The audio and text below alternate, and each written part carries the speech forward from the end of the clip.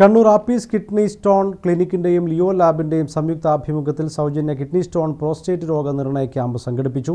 Kannur Apees kidney stone ക്ലിനിക്കിൽ സംഘടിപ്പിച്ച സൗജന്യ കിഡ്നി സ്റ്റോൺ പ്രോസ്റ്റേറ്റ് രോഗനിർണയ ക്യാമ്പ് ഫൗണ്ടറും സീനിയർ കൺസൾട്ടന്റുമായ ഡോക്ടർ മുഹമ്മദ് സലീം ഉദ്ഘാടനം ചെയ്തു. കിഡ്നി സ്റ്റോൺ മുക്ത ക്യാമ്പയിനിന്റെ ഭാഗമായാണ് കണ്ണൂർ ആപ്പീസ് കിഡ്നി സ്റ്റോൺ ക്ലിനിക്കിന്റെയും ലിയോ ലാബിന്റെയും സംയുക്താഭിമുഖ്യത്തിൽ കണ്ണൂർ ആപ്പീസ് കിഡ്നി സ്റ്റോൺ ക്ലിനിക്കിൽ സൗജന്യ കിഡ്നി സ്റ്റോൺ പ്രോസ്റ്റേറ്റ് രോഗനിർണയ ക്യാമ്പ് സംഘടിപ്പിച്ചത്. സൗജന്യ പരിശോധനയും ടെസ്റ്റുകൾക്ക് 30% കിഴിവും ക്യാമ്പിൽ നൽകി.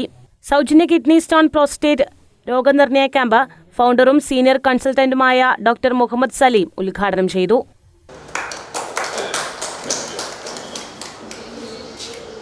അപ്പോൾ സ്റ്റോൺ പറയുമ്പോൾ വളരെ ബിനൈൻ കണ്ടീഷനാണ്.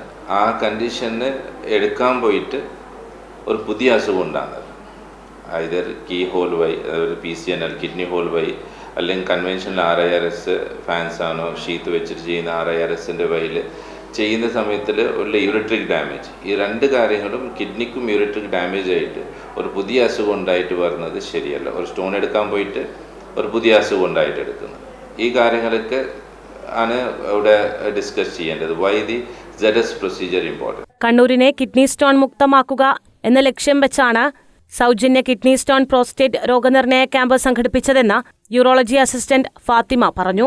ആപ്പീസ് kidney stone institute clinic Kannur branch ഇവിടെ ഓപ്പൺ ചെയ്തിട്ട് 4 മാസമായി. അതിൻ്റെ ഭാഗമായിട്ട് ഒരു സൗജന്യ കിഡ്നി സ്റ്റോൺ പ്രോസ്റ്റേറ്റ് ക്യാമ്പ് ഇന്ന് ഇവിടെ സംഘടിപ്പിച്ചിട്ടുണ്ട്. കിഡ്നി സ്റ്റോൺ വിമുക്ത കണ്ണൂർ ക്യാമ്പയിൻ്റെ ഭാഗമായിട്ടാണ് ഈ സൗജന്യ ക്യാമ്പ് ഇവിടെ ഇന്ന് സംഘടിപ്പിച്ചത്. കിഡ്നി സ്റ്റോൺ റിമൂവ് ചെയ്യുന്നതിന് കിഡ്നി ഹോളോ PCNL സർജറിയോ ആവശ്യം വരുന്നില്ല. RIRS ZS പ്രൊസീജിയർ എന്ന ഷീത്ത്ലെസ് പ്രൊസീജിയർ ഉപയോഗിച്ചാണ് കിഡ്നി സ്റ്റോൺ കംപ്ലീറ്റ് ആയിട്ട് റിമൂവ് ചെയ്യുന്നത്. നിരവധി പേരാണ് കിഡ്നി സ്റ്റോൺ പ്രോസ്റ്റേറ്റ് രോഗനിർണയ ക്യാമ്പിന്റെ ഭാഗമായി പങ്കെടുത്തത്. News desk Kannur vision.